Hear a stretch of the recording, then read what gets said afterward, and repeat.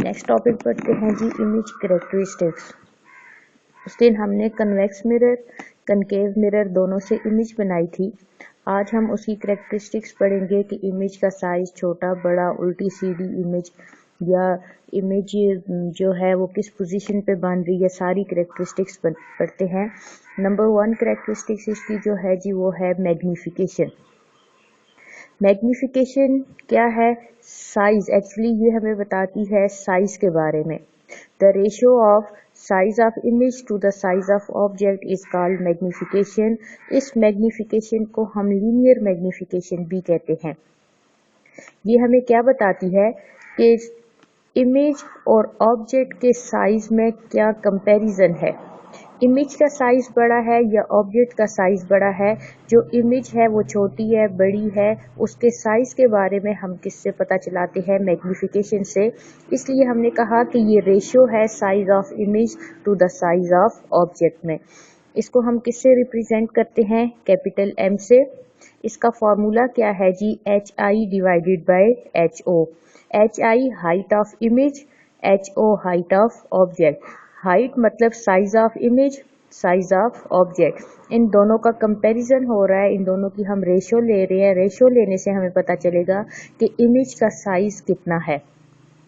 अब अगर हम कंपैरिजन करना चाहें size of image, size of object में, कि लीनियर मैग्निफिकेशन से हम पता चलाना चाहें कि आया इमेज का साइज बड़ा है, छोटा है, किस तरह से हमें पता चले, तो उससे हम क्या करते हैं कि अगर हम साइज ऑफ इमेज, ऑब्जेक्ट दोनों इस फॉर्मूला में पुट करें और आंसर हमारे पास 1 आ जाए। फॉर एग्जांपल, इमेज का साइज भी 2 है, ऑब्जेक्ट का साइज भी 2 सेंटीमीटर है। दोनों को हमने यहाँ पे पुट किया तो इसका आंसर क्या आ गया? 1। अगर के हमारे पास आंसर 1 आ जाता है तो उसका क्या मतलब है कि जो साइज ऑफ इमेज है वो equal to the size of object है। अगर मैग्निफिकेशन 1 हो तो size of image and size of object equal होगा। जितना ऑब्जेक्ट होगा मिरर में इमेज भी उतनी ही बनेगी। अब अगर मैग्निफिकेशन का आंसर ग्रेटर देन 1 आता है कि यहाँ पे जब हमने वैल्यूज पुट की तो वो 1 से ज्यादा हो गई। अगर ग्रेटर देन 1 आता है तो उस वक्त जो इमेज का साइज है वो ऑब्जेक्ट के साइज से बड़ा होगा। मतलब मैग्निफिकेशन ग्रेटर देन 1 है। इक्वल टू 1 इक्वल होगा, ग्रेटर देन 1 क्या होगा? इमेज का साइज ऑब्जेक्ट के साइज से बड़ा होगा। हमने कहा कि जब m इज ग्रेटर देन 1 है तो HI is greater than HO, size of image is greater than size of object. Next point है जी, if the magnification is less than 1। अगर के m इज लेस देन 1 हो, 1 से कम हो, तो उस वक्त साइज ऑफ इमेज क्या होगा? Less than size of object. Equal to 1 पे दोनों साइज इक्वल होंगे, ग्रेटर देन 1 पे इमेज बड़ी होगी और लेस देन 1 पे इमेज छोटी होगी।